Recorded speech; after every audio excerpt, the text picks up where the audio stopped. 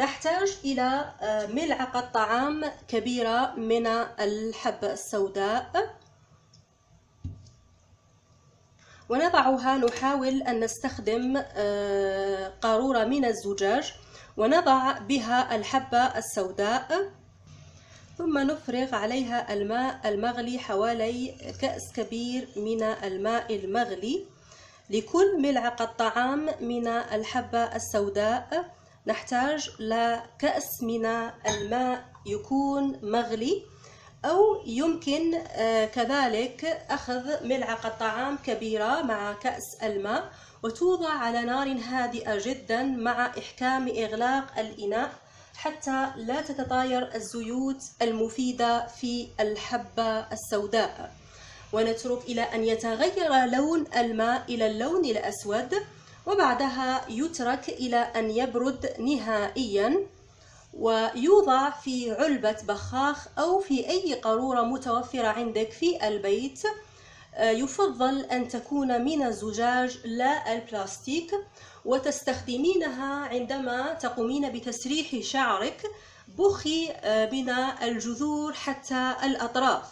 يمكن استخدام هذه الوصفة للأطفال الصغار من عمر سنة فما فوق. هي آمنة وليست لها أي أعراض جانبية. حتى الحوامل يمكنهم استخدامها، المرضعات كذلك، والرجال كذلك يمكنهم استخدام بخاخ الحبة السوداء لإيقاف تساقط الشعر، والنتيجة تظهر من أول استعمال، ولا حاجة أبدا لغسله. عادي نترك الوصفة تنشف على الشعر، ليس بالضروري غسل الشعر بعدها لأنها لا تحتوي على رائحة، والحبة السوداء لها فوائد كثيرة جدا سأحاول ذكرها بهذا الفيديو. قلت يمكن استخدام هذا التونر أو المغلى كآخر شطفة للشعر، أو يمكنك استخدامه عند تمشيط الشعر. صلاحيتها توضع في الثلاجة، صالحة لمدة أسبوعين كاملين. فقط عند استخدامها أنصح بتدفئتها قليلا. بالنسبة لنقع الحبة السوداء في الماء أنصح بتركها ليلة كاملة لتنقع، وإذا استخدمتيها مغلية لحوالي 5 دقائق أو 10 دقائق وتركيها تبرد، وبعدها نقوم باستخدامها. نباشر عمل وصفة زيت الحبة السوداء. بالنسبة لزيت الحبة السوداء نأخذ الحبة السوداء تكون مطحونة على شكل ناعم، نقوم بطحنها، ويفضل أن تطحن في البيت. ونأخذ أي قارورة موجودة عندك في البيت، يفضل كذلك أن تكون من الزجاج. نضع 2 ملاعق صغيرة من الحبة السوداء تكون مطحونة،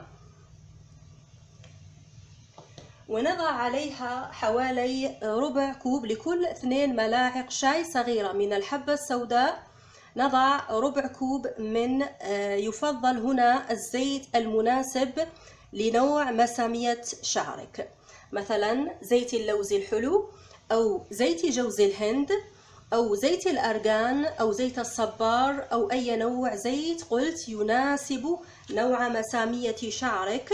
وللتعرف على نوع مساميات الشعر الفيديو موجود في القناة. وبعدها نضع هذا الزيت على حمام مائي. الحمام المائي بمعنى أن يكون الماء مغلي بهذا الشكل. نأخذ إناء ونضع عليه الماء المغلي، ونتركه من 2 إلى 3 ساعات، يكون على نار هادئة جدا بهذه الطريقة، أو بطريقة أخرى بأن نأخذ الزيت ونضعه في مكان مظلم ونقوم برج البرطمان يوميا لمدة أسبوع كامل، وبعدها نقوم بتصفية الزيت واستخدامه في وصفات الشعر. ويفضل بعدها حفظ الزيت في أي قارورة غامقة اللون إذا توفرت عندك. غير متوفرة عندك قارورة غامقة اللون، يوضع في مكان مظلم، أو نقوم بتغليف القارورة بالورق الألمنيوم أو بأي كيس أسود غامق اللون. بالنسبة لزيت الحبة السوداء يحافظ على صحة فروة الرأس، كذلك يحفز نمو وإنبات الشعر، لأن زيت الحبة السوداء يحتوي على مواد طبيعية مفيدة جدا، وتستخدم لعلاج حالات الثعلبة، وهي فعالة وآمنة وليست لها أي أعراض جانبية. ممتاز لإيقاف تساقط الشعر، كذلك هو فعال لمنع الشيب ويرطب الشعر، وكذلك يمنع تلف الشعر. يمكن استخدامه كحمام زيت على الشعر لمدة ساعتين قبل الاستحمام، وبعدها نستخدم البخاخ أو التونر. وكذلك لدي وصفة أخرى تساعد أو تسرع عملية إيقاف تساقط الشعر. نحتاج في هذه الوصفة إلى الشامبو. هنا أنا استخدمت وللأمانة شامبو الزعتر الذي أستخدمه حاليا، وشامبو الزعتر موجود في القناة طريقة عمله. يمكن استخدام أي نوع شامبو متواجد عندك في البيت، سواء كان من قناتي شامبو مصنوع طبيعي، أو يمكن استخدام أي نوع شامبو تستخدمينه أنت. ونضع عليه شامبو الزعتر أو قلت أي نوع، ملعقة شاي صغيرة من الحبة السوداء تكون مطحونة جيدا، ونقوم بمزج المكونات مع بعضها البعض، الشامبو مع الحبة السوداء.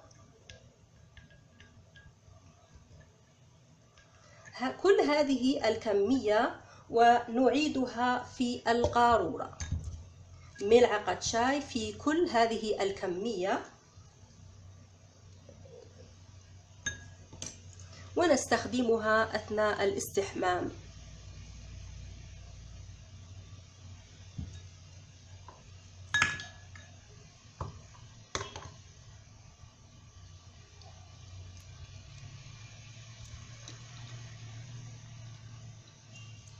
هذا هو الشامبو، مزيج ما بين شامبو الزعتر وكذلك الحبة السوداء.